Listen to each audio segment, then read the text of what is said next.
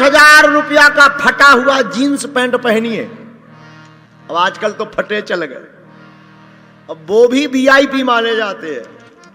हमारे जमाने में पजामा या पैंट फट जाए तो गरीब माना जाता था।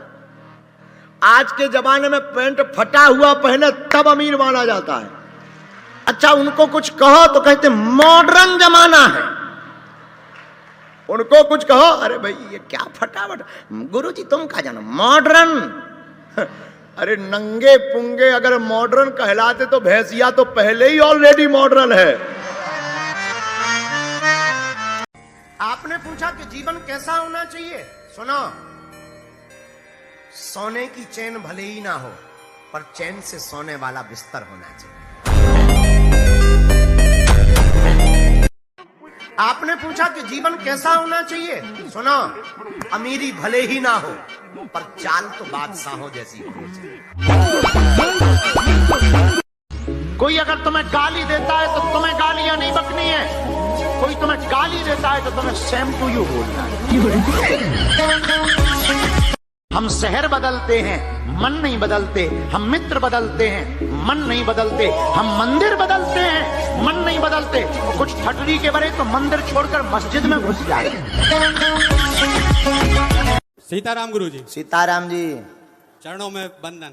हाँ जी, बोल रहे थे गुरुजी, राम भगवान का उच्च विवाह हुआ था तो इनको सीता जी को बिछड़ना क्यों पड़ा फिर? वाह, बहुत सुंदर कि जानकी जी का और राम जी का इतना विधि युक्त विवाह हुआ, फिर इन दोनों का वियोग क्यों हुआ?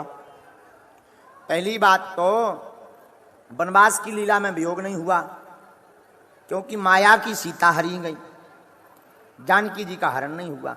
और दूसरी बात, राम जी ने दोबारा जब जानकी जी का वियोग की छोड़ा है, जब दोबारा जानकी जी को दूर किया है तो वहां पर अपनी राजा की भूमिका निभाई। राजा का कर्तव्य है प्रजा को प्रसन्न रखना।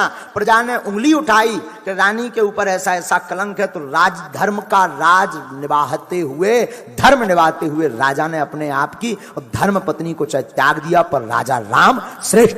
भैया, हम भगवान के सामने जाएं तो एक ही मुख लेके जाएं, दो नहीं।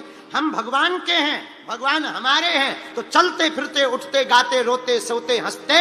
अगर कोई पूछे ये तन किसका, कह दो राम जी का। ये मन किसका, कह दो राम जी का। ये घर किसका, कह दो राम जी का।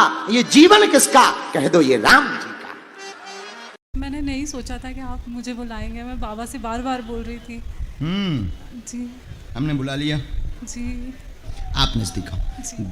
घर पर कृपा होगी, कलेश मचा, बहुत हैरान हैं। आप दरबार में स्वयं की अर्जी लेकर आए हैं, मन शांत नहीं रहता, उपद्रव आते हैं दिमाग में, विचित्र स्थिति बनती है, मरने की स्थिति बन जाती है, एकदम से क्रोध आवेश अत्यधिक आ जाता है। प्रयोग तंत्र का किया गया है, किसी स्त्री द्वारा प्रयोग किया गया है, जिस कारण से यह हरकत है। सभी की बुद्धि खराब हो जाती, बात बात पर बहुत लंबा उपद्रव हो जाता कि आज ही पूरा घर बिखर के अलग हो जाएंगे। पर देवी और ठाकुर जी की सेवा के कारण आपके घर पर उस तंत्र से रक्षा है।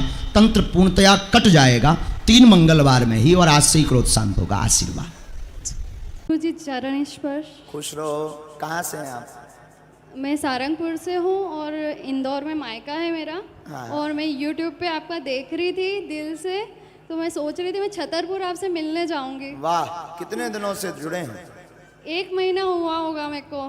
बाकी मेरे को आपसे बहुत ज्यादा हाँ है।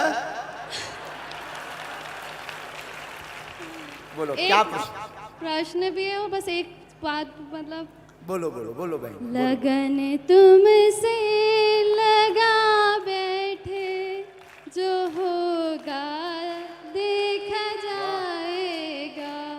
भगवान से किसी ने पूछा कि आप अवतार क्यों लेते हैं, आपको क्या जरूरत है, जब आप सब इच्छा मात्र से कर सकते, तो क्या इच्छा मात्र से रावण को नहीं मार सकते, कंस को नहीं मार सकते थे क्या अत्याचारियों को नहीं मार सकते थे? आपका यही तर्क होगा ना? जी, जी। हम समझ गए। सब जानते थे वो सब। हाँ नहीं, बिल्कुल, हम लिखा समझ है गए किसी क्योंकि कम रामायण पढ़ी ना। अरे प्रभु, हाँ, बट मैं ये आपसे जानना चाहती हूँ कि जब वो पहली ये बात सब तो पता आप था- शब्दों की मर्यादा का गंभीर करो। हम बाबू तो हैं ही गुरुजी, नहीं। गुरुजी, गुरुजी, प्रभु नहीं है आपसे। हाँ, नहीं हाँ, गुरुजी, नमस्कार। आपने बाबू कहा। नहीं नहीं, मैंने आपको ये नहीं कहा, मैंने आपको प्रभु कहा।